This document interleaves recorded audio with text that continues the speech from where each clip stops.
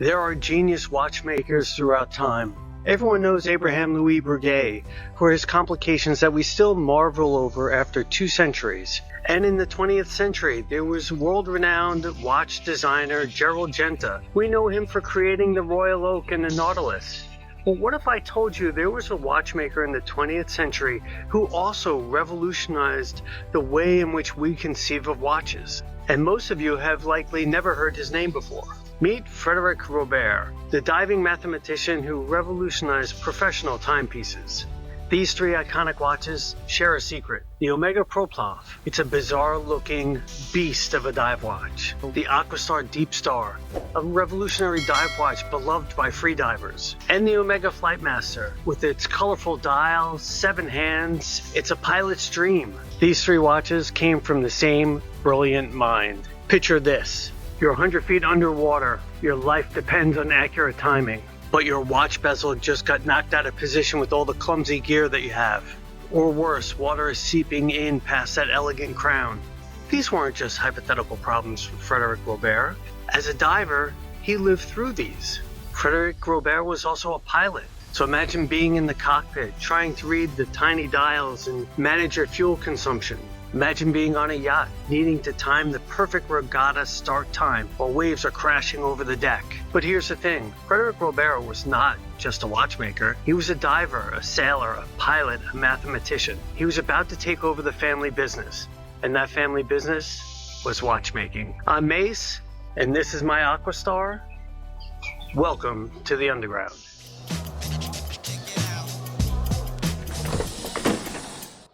Our story begins in the Swiss mountains, where the Robert family had been making timepieces for 5 generations. In the late 1800s, the JeanRichard brand is born from generations of watchmaking mastery. By the time young Frederic Robert inherited the business, he could have played it safe. He could have been doing the same things that his family had done before him, creating reliable dress watches. He could have followed the family formula, but he had other plans.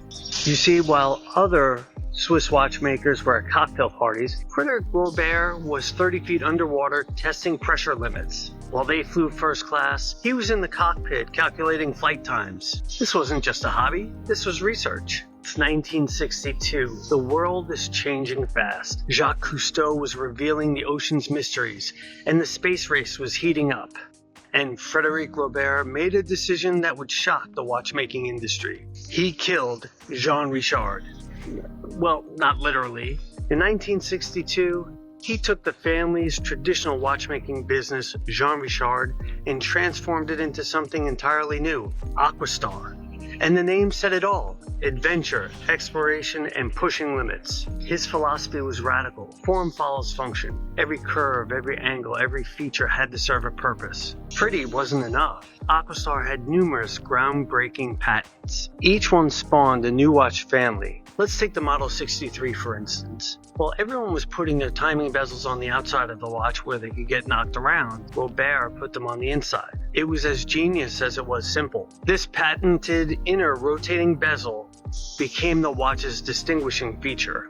Then came the Deepstar. This is the modern version, but the Deepstar featured a patented decompression bezel. Unveiled in 1966, the Deepstar undoubtedly became the brand's best-known watch. Furthermore, the Deepstar can boast of being the first chronograph certified functional up to 100 meters underwater. And it's easy to see why the Deepstar became so popular. It is the perfect blend of functionality and style. And then there's the Benthos. Look at this thing. Its beefy, muscular case wasn't just a design statement.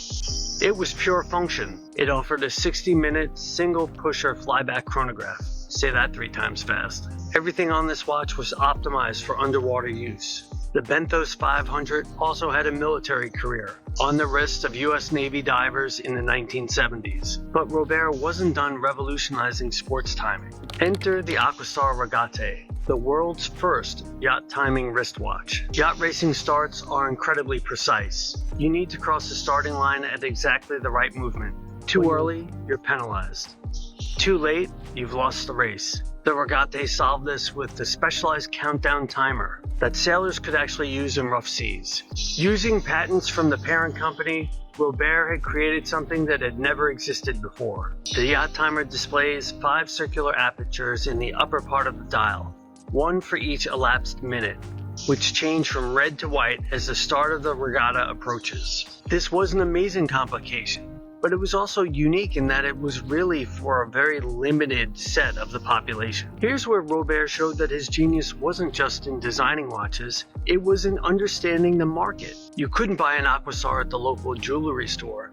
No way. These watches were sold exclusively through diving equipment stores, Scuba Pro, Aqualung. If you wanted an Aquastar, you had to earn it. You had to be serious about diving. This wasn't marketing fluff. These were tools for professionals, sold alongside life-saving equipment. Now, by 1967, Frederic Robert's reputation had caught the attention of Omega. They didn't just want his watches, they wanted him. So Omega had hired Robert as an advisor, and what happened next changed Omega forever. Robert's first major breakthrough at Omega came in 1968 with the soccer timer. This was a specialized chronograph for referees and sports timing. While it might seem simple today, this was revolutionary sports technology. The soccer timer was the first watch to feature timing for a 45-minute half. It was tough enough, it had to be tough enough to endure the rigors of a professional soccer match. Once again, Robert identified a need and engineered a solution to meet that need.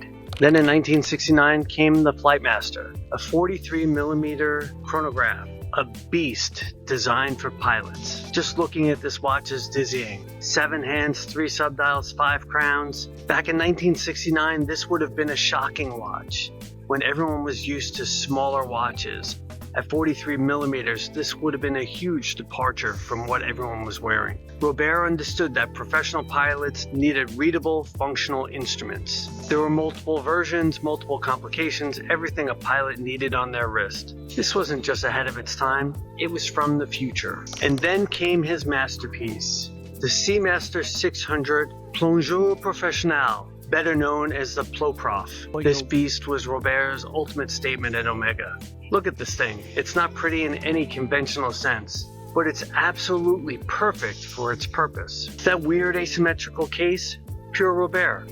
Every millimeter designed for function. That massive crown guard, the distinctive bezel, this watch could survive anything the ocean could throw at it. While Gerald Genta was creating beautiful watches for the wealthy, Frederic Robert was solving real-life problems for real professionals. Two different philosophies, but both equally important for watchmaking history. Genta gave us elegance and status. Robert gave us innovation and function. The watch world needed both, but only one of them got the recognition. Today's collectors are finally waking up to Robert's genius. Original Aquastars command serious money, and that modern Aquastar revival? Well, their limited editions sell out very quickly. As we know, the quartz crisis claimed many Swiss brands, and Aquastar did not survive either.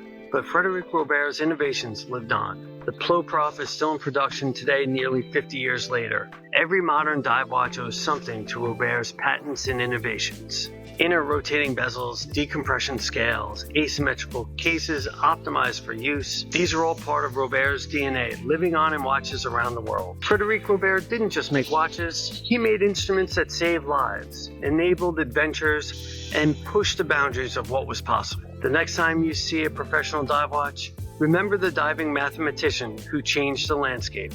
Frederic Robert, the forgotten genius. So what's your favorite Robert design? Let us know in the comments below. If you enjoyed this video, please consider liking and subscribing. And I do want to thank you for taking the time to watch this video. I will catch you in the next one. Take care.